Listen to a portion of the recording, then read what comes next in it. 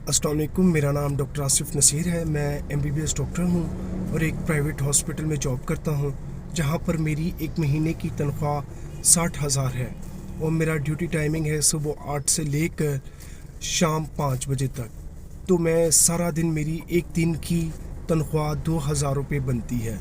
तो फिर मैंने एक दिन सोचा कि मैं कोई और काम शुरू करके देखता हूँ। तो मैंने एक दिन क्रीम चलाई, तो यकीन माने कि एक दिन में मैंने 9,000 रुपये कमाए। तो खुदा की कसम, मैं उन वालिदैन से कहता हूँ कि जिनकी ख्वाहिश है कि हमारे बच्चे डॉक्टर बने, अगर तो उन्होंने पाकिस्तान में रहना है तो आज ही अपना माइंडसेट चेंज कर लें।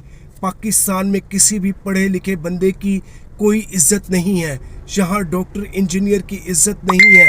यहाँ पर उस बंदे की इज्जत है जो ख़ानदानी रईस है।